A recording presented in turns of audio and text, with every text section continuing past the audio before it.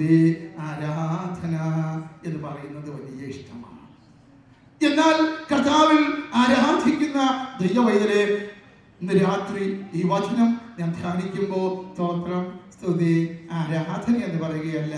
അകലെയാവോ നീ സന്തോഷത്തോട് ഉച്ചത്തിൽ ദൈവത്തെ ആരാധിക്കുക, സ്തുതിക്കുക, ആർപ്പെടുക എന്ന ആശയമാണ് നമുക്കറിയുന്നത്. വേറൊരു ആശയം പറയുന്നത് ആമേൻ, കാരണം മനസ്സിലാക്കി നീ ദൈവത്തെ ആരാധിക്കുക.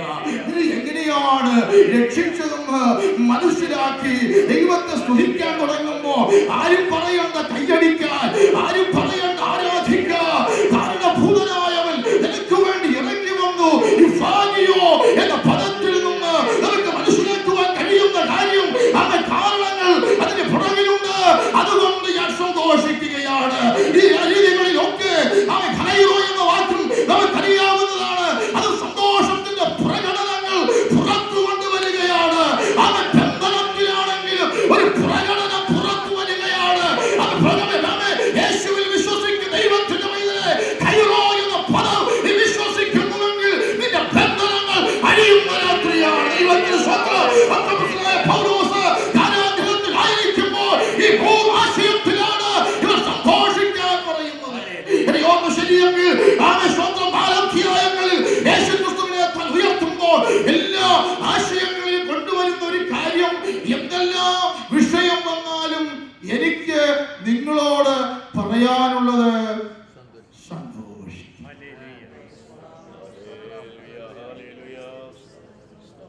മനുഷ്യവർഗം സന്തോഷത്തിനും സമാധാനത്തിനും വേണ്ടി പലവിധമായ സാഹചര്യങ്ങൾ അനുകൂലമാക്കി തീർക്കുകയാണ്.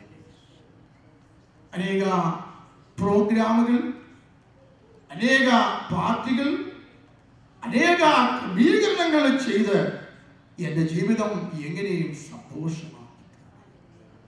എന്നാൽ ഇന്ന് രാത്രി ക്രിസ്തുവിൽ വിശ്വസിക്കുന്ന ഒരു ദൈവത്തിന്റെ പൈതലിന് പറയുവാൻ കഴിയും, ഞാൻ ആഴത്തിൽ ആർപ്പെടും. കാരണം രക്ഷയുടെ നാഥൻ എന്റെ കൂടെയുണ്ട്. അതുകൊണ്ട് എന്റെ പ്രശ്നം ഇന്ന് രാത്രി എന്റെ മേലൊന്ന് അകന്നു പോകുകയാണ്. എന്റെ ബന്ധനത്തിലിടാൻ അനുവദിക്ക്. സന്തോഷമുള്ള ദൈവമക്കൾക്കായി ഇന്ന് രാത്രി ദൈവത്തെ സ്തുതിക്കുകയാണ്. ഹല്ലേലൂയ. നീ കർത്താവിൽ സന്തോഷിക്കുവാൻ കാരണം അവൻ നിന്നെ രക്ഷപ്പെടുത്തു, അവൻ നിന്നെ വീണ്ടെടുത്തു, അവൻ നിന്നെ തിരഞ്ഞെടുത്തു, അവൻ നിന്നെ കണ്ടെത്തിയിരിക്കുകയാണ്. അതുകൊണ്ട് രക്ഷയുടെ സന്തോഷം എനിക്ക് തിരികെ തരണമെന്ന് പറഞ്ഞ് ഇന്ന് രാത്രി ആരാധിക്കുന്ന ഈ കൈവോയുടെ അനുഭവം, യുടെ അനുഭവം മാത്രമല്ല, നിന്റെ മേൽ എപ്പോഴും അകല്യാഹോ എന്ന ആശയം നിന്റെ ജീവിതത്തിൽ ഉണ്ടാകട്ടെ. ഉച്ചത്തിൽ ആർപ്പെട്ട് ദൈവത്തെ ആരാധിക്കുക. ഇതിനെ വിശദീകരിച്ചാൽ എന്റെ മുൻപിലുള്ള സമയം വളരെ വേഗം പോകും. പ്രാർത്ഥനയ്ക്കായി പിന്നെയും നാം സമയമെടുക്കണമല്ലോ. 104 വാക്യങ്ങളിലായി 16 പ്രാവശ്യത്തോളം വെളിപ്പെടുത്തിയിരിക്കുന്ന ഈ സന്തോഷവാക്യങ്ങൾ എപ്പോഴാണ് വെളിപ്പെട്ടത്? അവൻ നമുക്കെല്ലാം സന്തോഷമാണെങ്കിൽ സന്തോഷം. ആരെങ്കിലും ഒരല്പം ഒന്ന് മുഖം പാടിയ അടുത്തയാണ് മുഖം പാടി. നിങ്ങളുടെ കാര്യമല്ല, ഞങ്ങളുടെ ദേശത്ത് നടക്കുന്ന കാര്യമാണ്. പക്ഷെ ഇവിടെ പറയുന്നത് പ്രശ്നങ്ങളുടെ മധ്യത്തിൽ സന്തോഷിക്കാൻ.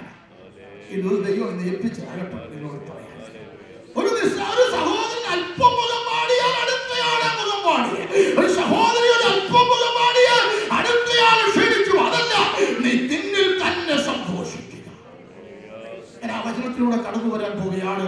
നിങ്ങൾ ആത്മാവിൽ നിറയാൻ പോവുകയാണ്. അതുകൊണ്ട് പരിസരം മറക്കൂ, ചിന്തകൾ മറക്കൂ, ജോലിസ്ഥലം മറക്കൂ, അന്യായ ചിന്തകൾ മറന്നു പോകൂ.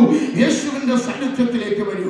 പാട്ടുകാരൻ പാടുന്നത് പോലെ, വരുവിൻ യേശുവിന്റെ അരികിൽ, അവൻ എത്ര നല്ലവനെന്ന് രുചിച്ചറിയും. പാടാൻ നമുക്ക് സമയമില്ലല്ലോ. ആ യേശുവിന്റെ അരികിൽ വന്നാൽ നമ്മുടെ ഭാരങ്ങളെല്ലാം മാറിപ്പോകും. We come to the near the presence of God. Oh, the burden will far away. Hallelujah. ആ യേശുവിന്റെ സാന്നിധ്യം വരുമ്പോൾ അവൻ നമ്മുടെ ടെൻഷനുകൾ, ബർഡനുകളെല്ലാം മാറിപ്പോകുകയാണ്. നമുക്ക് ആരോട് പറയാൻ കഴിയാത്തത് യേശു അറിയുന്ന രാത്രിയാണെങ്കിൽ ഈ രാത്രി ദൈവവചനത്തിന്റെ ശക്തി നമ്മുടെ മേൽ വ്യാപരിക്കുകയാണ്. അപ്പോസ്തലൻ പൗലോസ് ഇങ്ങനെ പറഞ്ഞിട്ട് അനേക ആശയങ്ങളിലേക്ക് പറഞ്ഞു തരുവാനുണ്ട്. അവൻ എന്നാൽ അപ്പോസ്തലൻ പൗലോസ് ക്രിസ്തുവിനെ ഓരോ അധ്യായങ്ങൾ ഉയർത്തുകയാണ്. ഒരു പഠനം പോലെ നമുക്ക് പോകാം, ഇല്ലയോ? ക്രിസ്തുവിനെ ഓരോ അധ്യായങ്ങൾ ഉയർത്തുകയാണ്. 1-ാം അധ്യായം അതിൽ 21-ാമത്തെ വാക്യം, chapter 1 verse 21.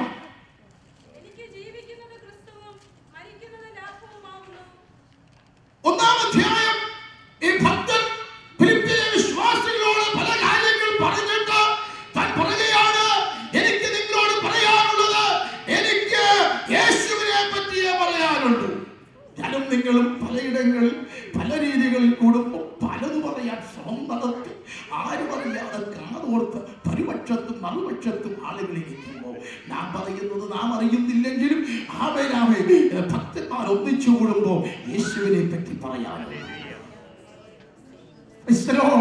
ഒന്നാം അധ്യായം ഭക്തൻ പഠിപ്പിച്ചു മുന്നോട്ട് വന്ന് ഇവരെ ഈ ലേഖനം ഉറപ്പിക്കുമ്പോൾ ക്രിസ്തോളജി തിയോളജി പഠിക്കുന്നവർക്കറിയാം ക്രിസ്തു ശാസ്ത്രത്തെ ഉറപ്പിച്ചു പറയുകയാണ്. അനേക കാര്യങ്ങൾ പറയുന്നതിന് മുൻപ് എനിക്ക് ജീവിക്കുന്നത് ക്രിസ്തുവാണ്. ഇന്നലെ രാത്രി നമ്മുടെ വിഷയം എന്തായിരുന്നു? യേശു ക്രിസ്തു. ഇന്ന് രാത്രി നമ്മുടെ വിഷയം എന്താണ്? യേശു ക്രിസ്തു. അബ്രഹാമിനെയും ദാവീദിനെയും മറന്നിട്ടല്ല, പൂർത്തീകരണമായ യേശുവിനെ ഉയർത്തുന്നത് എനിക്ക് ഇഷ്ടമാണ്.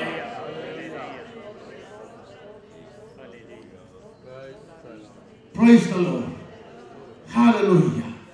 ഒന്നാം അധ്യായത്തിൽ താൻ പറയുകയാണ് മരിക്കുന്നത് ലാഭമാണെങ്കിലും Christ is my life.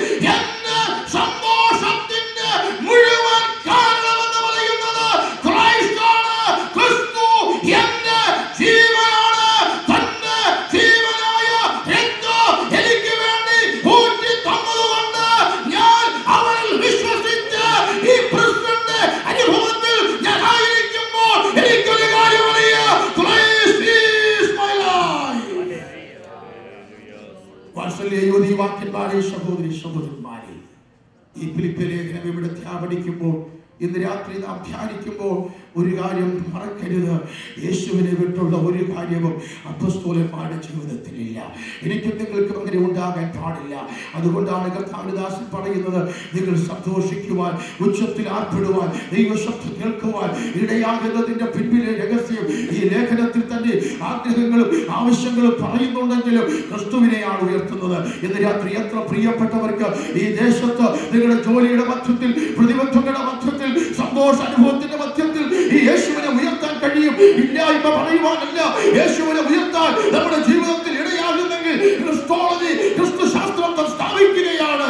ക്രിസ്തു എനിക്ക് ജീവനാണ്. രണ്ടാം അധ്യായം 5-ാമത്തെ വാക്യം, രണ്ടാം അധ്യായം പഠിപ്പിക്കുന്നത് chapter 2:5.